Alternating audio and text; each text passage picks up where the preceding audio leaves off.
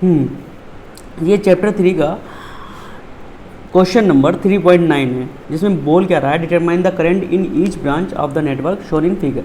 जैसा फिगर में दिखाया गया है, यहाँ पर एक बैटरी लगी हुई है, देख रहे हो 10 वोल्ट की, ठीक है। और यहाँ पर जो नेटवर्क बना हुआ है, इस नेटवर्क में ब्रांचेस जो हैं वो ABCD ब्रांचेस दिख रहा होगा फिगर में, ठीक है। तो यहाँ पर 10 वोल्ट की जो बैटरी लगी है, यहाँ से करंट चला I, ठीक।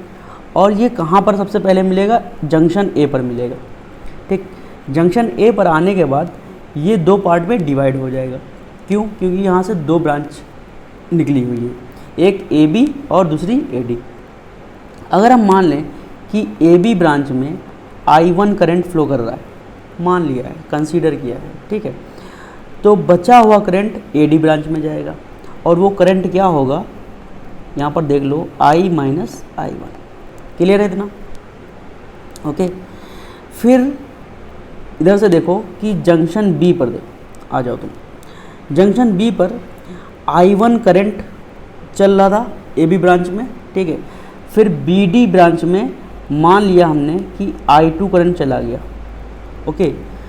तो बचा हुआ करंट किधर जाएगा, I1 माइनस I2, वो BC में चला जाएगा। क्लियर इतनी बात? अच्छा, BD ब्रांच में करंट I2 आ रहा है और AD ब्रांच में करंट I माइनस I1 आ रहा है। तो तुम अब कहाँ पर आओगे, D जंक्शन पर। तो D जंक्शन में जो करंट BD से आ रहा है और जो AD से आ रहा है, वो आके यहाँ पर मीट करेगा, और मीट करके यहाँ पर DC ब्रांच में जो करंट जाएगा वो तुम्हारा जाएगा, यहाँ पर करंट कौन सा जाएगा, देखो, I minus I1 plus I2, ये करंट इसमें जाएगा DC ब्रांच में, ठीक। और अब देखोगे कि BC ब्रांच में और DC ब्रांच में, इन दोनों में करंट आकर C जंक्शन पर मीट करेगा, ठीक है। अब C जंक्शन पर जब मीट करेगा तो हमारे पास बचेगा क्या, देखो, इन दोनों को ऐड कर दो, इसको I1 माइनस I2 और फिर plus I minus I1 plus I2, ठीक। ये जब दोनों मीट कर जाएंगे तो यहाँ पर I2 कैंसिल आउट हो जाएगा, I1, बचा हुआ करंट क्या होगा, I।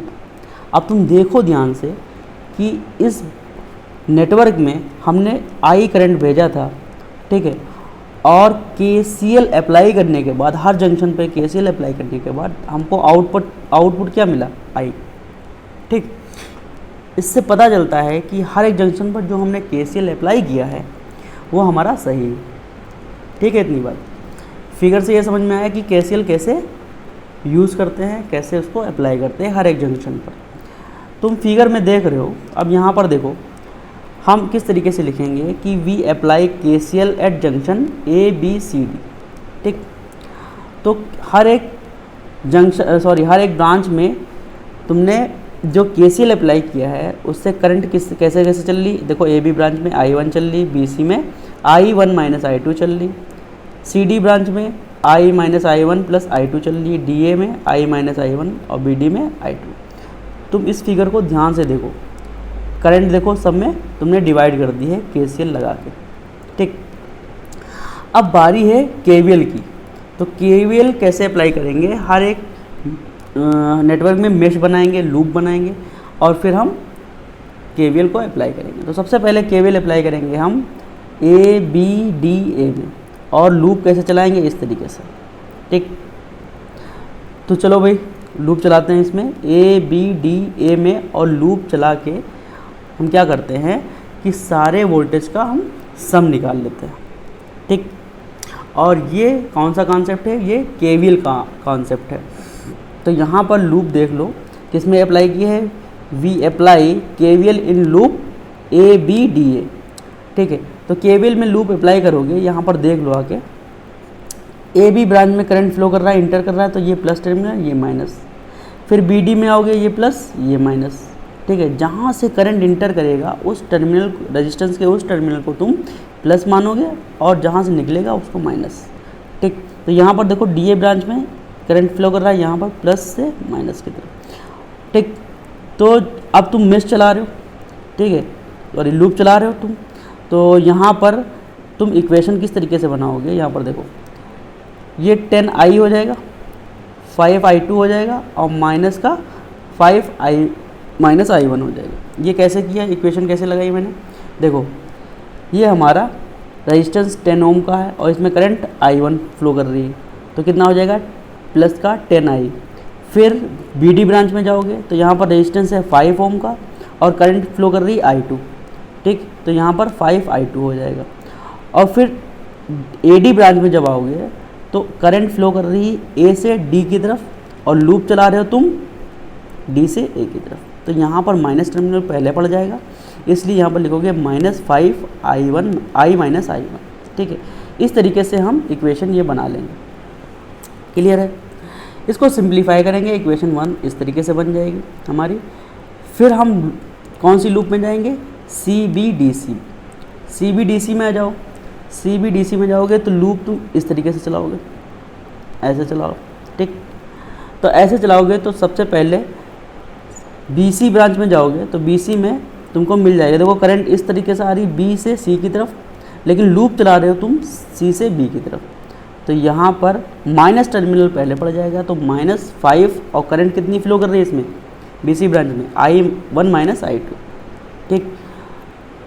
तो यहाँ पर हमने इस तरीके से इक्वेशन बनाई -5i1 माइनस i2, देख रहे होगे।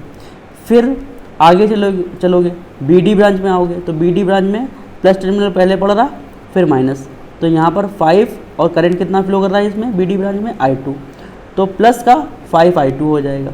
फिर DC ब्रांच में प्लस टर्मिनल पहले माइनस बाद में, तो यहाँ पर रेजिस्टेंस कितना है 10 और करंट कितना फ्लो कर रहा है i minus i1 plus i2, ठीक है। इस तरीके से ये सेकंड इक्वेशन भी बनाओगे, यहाँ पर इसको सिंप्लीफाई कर लोगे, ये इक्वेशन बन जाएगी तुम्हारी, ठीक। क्वेश्चन थोड़ा सा लेंदी है इसलिए मैंने इसको पहले ही लगा लिया है, अब तुमको सिर्फ समझाना रहेगा। फिर हम लूप चलाएंगे ADCA में, तो ADCA कहाँ है हमारा, ये तुम्हारा A है, ये तुम्हारा D है और ये तुम्हारा C है, ठीक। तो लूप इस तरीके से चलाओगे, कैसे चलाते हैं, ये बैटरी का प्लस टर्मिनल, ये माइनस टर्मिनल, ठीक है। तो यहाँ पर लूप चलाओगे तो सबसे पहले तुमको रेजिस्टेंस मिलेगा ये, ठीक। बैटरी का वोल्टेज तो पहले लेते नहीं, उसके जस्ट बाद वाला रेजिस्टेंस का हम वोल्टेज लेते हैं। यहाँ पर V बराबर IR से लगाओगे भाई, यही तो वोल्टेज होता है, ठीक। तो I क्या है यहाँ पर, कैपिटल I ये है तुम्हारा, और रेजिस्टेंस कितना है 10 ओम, ठीक है। तो यहाँ पर वोल्टेज क्या हो जाएगा, देखो प्लस टर्मिनल इसको लोगे, ये माइनस लोगे, क्योंकि यहाँ पर करंट I जो है इंटर कर रहा है रेजिस्टेंस में, तो 10I हो जाएगा तुम्हारा यहाँ पर पहला वोल्टेज। फिर तुम AD ब्रांच में आओगे, दूसरा रेजिस्टेंस यहाँ पर मिलेगा तुमको, ठीक है। तो यहाँ पर 5I माइनस i1 होगा, क्योंकि यहाँ पर प्लस टर्मिनल में इंटर कर रहा है करंट। फिर DC ब्रांच में जाओगे तो वहाँ पर तुमको रेजिस्टेंस मिलेगा 10 और करंट मिलेगी तुमको I minus i1 plus i2, ठीक। इसकी पूरी इक्वेशन यहाँ पर थर्ड में लिखी हुई, 10I 5I माइनस i1 और 10I minus i1 plus i2, और लास्ट में ये जो तुम्हारी बैटरी लगी हुई है ये माइनस टर्मिनल पहले पड़ जाएगा, इसलिए लिखेंगे हम यहाँ पर -10, ठीक है। इस तरीके से इसको सिंप्लीफाई कर लोगे, इक्वेशन थर्ड आ जाएगी, ठीक। अब 3 इक्वेशन दिख रहा होगा तुमको स्क्रीन पर कि 3 इक्वेशन हमको मिल गई। अब पहली इक्वेशन और दूसरी इक्वेशन को सॉल्व करोगे, ठीक, from equation first and second. यहाँ पर सॉल्व करने के बाद हमको फोर्थ इक्वेशन मिल जाएगी, ठीक है। इसी तरीके से इक्वेशन फर्स्ट और इक्वेशन थर्ड को सॉल्व करोगे, यहाँ पर हमको जब इन दोनों को सॉल्व करेंगे तो फिफ्थ इक्वेशन मिल जाएगी। ऐसा क्यों कर रहे हैं, क्योंकि यहाँ पर करंट के वेरिएबल कितने हैं, यहाँ पर करंट के 3 वेरिएबल हैं, इसलिए हम 2-2 इक्वेशन करके सॉल्व कर रहे हैं ताकि एक वेरिएबल हमारा एलिमिनेट हो जाए यहाँ से, ठीक। इस तरीके से ऐसा कर रहे हैं। तो फ्रॉम, अब देखो इक्वेशन हमको फोर्थ और फिफ्थ मिल गई है, ठीक। तो फोर्थ और फिफ्थ को हमने यहाँ पर सॉल्व कर लिया है, ठीक है। अब देखो यहाँ पर जो फोर्थ इक्वेशन है, यहाँ पर ये फोर्थ इक्वेशन है और ये हमारी फिफ्थ इक्वेशन है, ठीक। तो फोर्थ इक्वेशन को हमने सॉल्व इस तरीके से किया है कि यहाँ पर 4 से मल्टीप्लाई कर दिया है, ठीक है, जिससे हमारा 20i वाला जो है टर्म है वो कैंसिल आउट हो गया, जिससे हमको i2 वाला टर्म मिल गया। यहाँ पर देखो इस तरीके से, यहाँ से हमने इसको सॉल्व कर दिया, i2 की वैल्यू आ गई और i2 की वैल्यू को हमने फिफ्थ इक्वेशन में रख दिया। फिफ्थ इक्वेशन क्या थी ये, 15i2 20i बराबर 10, ठीक है, और यहाँ से हमने i की वैल्यू फाइंड कर ली इस तरीके से, ठीक, ये देखो i की वैल्यू फाइंड हो गई, ओके। ये अब i की वैल्यू हम किस में रखेंगे, इक्वेशन थर्ड में रखेंगे। इक्वेशन थर्ड में i की वैल्यू रखने पर हमको क्या मिल जाएगा, देखो यहाँ पर इस तरीके से इक्वेशन थर्ड में रख दिया, i और i2 दोनों की वैल्यू निकल आई थी ना हमारी, i की भी निकली थी और i2 की, ये देखो i2 की निकली थी और यहाँ पर i की निकली थी। इन दोनों वैल्यू को हम किस में रख देंगे, इक्वेशन थर्ड में रख देंगे। यहाँ से हमको i1 की वैल्यू पता चल जाएगी, ठीक। तो इस तरीके से i1 भी निकल आया हमारा, i भी निकल आया और i2 भी निकल आया। अब इन तीनों के मदद से हम ये पता करेंगे कि हर एक ब्रांच में करंट कितना फ्लो कर रहा था। तो ए बी में देखोगे तो ए बी में i1 करंट फ्लो कर रहा था, तो i1 की वैल्यू कितनी थी हमारे पास, 4/17, ठीक है। बी सी में i1 minus i2 current flow कर रहा था, तो i1 की वैल्यू थी 4/17 और माइनस, ठीक है, i2 की वैल्यू कितनी थी, माइनस के 2/17। इसको सिंप्लीफाई कर दोगे वैल्यू इतनी आ जाएगी। फिर सी डी ब्रांच में i minus i1 plus i2, ठीक, तो इसमें सारी वैल्यूज पुट कर दोगे, सिंप्लीफाई कर दोगे, वैल्यू इतनी आ जाएगी।